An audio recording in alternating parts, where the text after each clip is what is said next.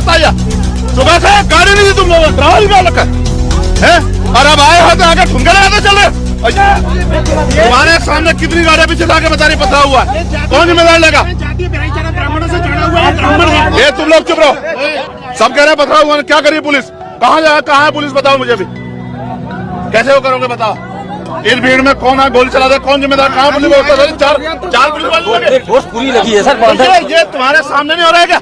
ये यहाँ रास्ते में ये सब दिक्कत कोई आई है। नमस्कार, मैं गुंजन शर्मा और आप देख रहे हैं एबीसी क्राइम न्यूज। हमारे चैनल की हर ताजा खबर की अपडेट पाने के लिए सब्सक्राइब करें आपका अपना एबीसी क्राइम न्यूज। सच अगर सुनना चाहते तो सच ये है कि खुलेआम गुंडा राज चल रहा है, और उस गुंडा राज में अगर कोई गरीब दलित पिछड़ों की आवाज बन के उनकी मदद करने के लिए आगे बढ़ रहा है तो उसके साथ भी गुंडों जैसा सलूक सरकार के इशारे पे पुलिस और प्रशासन कर रहा है। क्या एक चुनावा जनप्रतिनिधि किसी पीड़ित परिवार से नहीं मिल सकता है? इसका कोई जवाब प्रशासन और पुलिस के पास नहीं है। मुझसे मैंने फोन पे बात की, उन माँ को देखा, उस बहन को सुना, लेकिन सच ये है कि ये भी लोकतंत्र का चीरहरण है, लोकतंत्र को शर्मसार करने वाला विषय है। जब मैं यहीं खड़ा हूँ 1 किलोमीटर पे, तो मुझे क्यों नहीं मिलने दिया जा रहा है? अगर मैं उनसे नहीं मिल सकता तो क्या उनको न्याय मिल सकता? समझ के देखो, कुछ तो ऐसा है जिसको छिपाया जा रहा है। सिर्फ सीबीआई जांच नहीं, 2 चीजें हैं जिसपे आप सुन लो। कम से कम 50 लाख रुपए का मुआवजा उस पीड़ित परिवार को मिलना चाहिए, कम से कम, जिससे वो परिवार अपने पैरों पे खड़ा हो। उसके परिवार को एक सरकारी नौकरी मिलनी चाहिए, क्योंकि वो मरने का हकदार नहीं था। उसने तो मेहनत से पैसे कमाए, जिन लोगों ने उसको लूटा।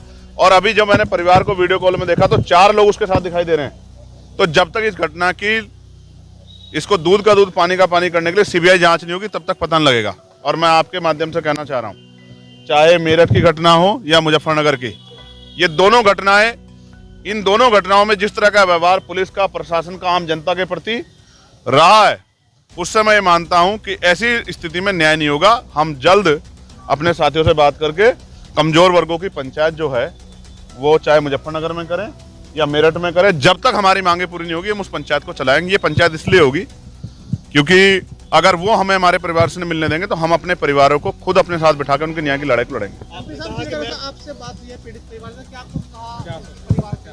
वो अपनी बात कह रहे थे, लेकिन उसके साथ उनकी आंखों से लगातार आंसू भी बह रहे थे, क्योंकि वो इस बात को भी कह रहे थे जब हमारे प्रतिनिधि को हमसे मिलने नहीं दिया जा रहा है तो हमें न्याय कैसे मिलेगा। ये बात उनकी सही है।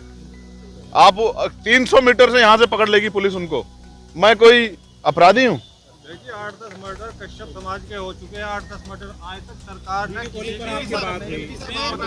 क्या वीडियो कॉल पे बात करना, क्या वो किसी दूसरे देश में जो वीडियो कॉल बात करवानी पड़ रही है? ये सरासर जो है लोकतंत्र की हत्या है, और ये सरासर किसी चीज को किसी छिपाने का, उसको किसी दूसरी तरफ मोड़ने का प्रयास है। उनको पता है मैं जाऊंगा तो क्या होगा, जब मैं अपनी बहन का हाथ पकड़ूंगा तो उनको संबल प्रदान होगा, उनको हिम्मत प्रदान होगी, और वो जो बात फोन पे नहीं बता पाती क्योंकि पुलिस के अधिकारी कर, शायद वो मुझसे बता पाती। देखिए मैं ये कह रहा हूँ, आप मुझे मेरठ जाने से रोक रहे हैं, आप मुझे सोनू कश्यप के परिवार से मिलने से रोक रहे हैं, जो मेरा ही परिवार है। जब आप मुझे कहीं जाने नहीं दे रहे हैं और मैं लोगों की आवाज उठा रहा हूँ, तो आप एक रास्ता है कि आप इस आवाज को परमानेंट के लिए बंद कर दो। इसलिए मैंने कहा कि सरकार को चाहिए कि वो मुझे गोली मार के मेरी हत्या कर दे। जब मैं ही नहीं रहूंगा, मैं जब तक रहूंगा मैं तो लड़ता रहूंगा। चाहे बुढ़ाने में आप जुल्म करोगे तो भी लड़ूंगा, जब आप यहाँ कश्यप समाज के 7-8 लोगों के मर्डर होंगे तो भी मैं लड़ूंगा, जब यहाँ कपसाड़ जैसी घटना होगी, जब हमारी माँ को मारा जाएगा तो भी मैं लड़ूंगा। तो एक ही तरीका है ना, अगर आप न्याय नहीं देना चाहते तो मेरी हत्या कर दो। आसान ये है, मैं जब तक जिंदा रहूंगा मैं तो लड़ता रहूंगा। तो आप मेरी हत्या कर दो, आपकी बहुत सारी मुसीबतें कम हो जाएंगी। या फिर आप मुख्यमंत्री जी से मैं कह रहा हूँ वो इस अन्याय को खत्म करें।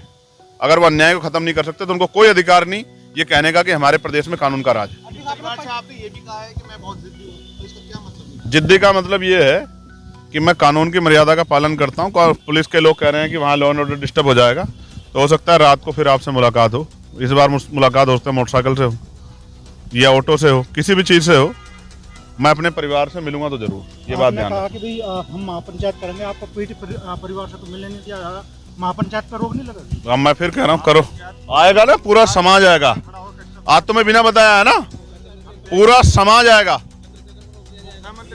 देखो मैं संवैधानिक आदमी हूँ, आप न्यायप्रिय किसी बात पे रोकोगे मैं खुद रुक जाऊंगा, लेकिन आप डंडे के जोर पे रोकोगे, गोली के जोर पे, तो इतनी तो हिम्मत नहीं है। गोली तो मैं खा सकता हूँ, मेरी अगर देखना, अगर गोली चली इस पंचायत में सोनू कश्यप की आवाज उठाने के लिए, कपसाड़ की जो हमारी बहन है उसके आवाज़ उठाने के लिए, तो गोली सीने पे लगेगी, कमर पे लगेगी, याद रखना मेरे साहब कपसाड़ वाले मामले में पीड़ित अपने परिवार से मिली, उसने जो बयान जो उसके आए हैं वो उसने जिस तरह से कहा कि मेरे साथ तो गलत हुआ है, उसको लेकर क्या ये उन सब लोगों के मुंह पे एक जोरदार तमाचा है जिसने पिछले 3-4 दिनों से उस बेटी का चरित्र हनन किया है, उस परिवार को गलत साबित करने का काम किया, जो तमाशा कर रहे थे, बड़े बड़े मंचों पे बड़े भाषण दे रहे थे।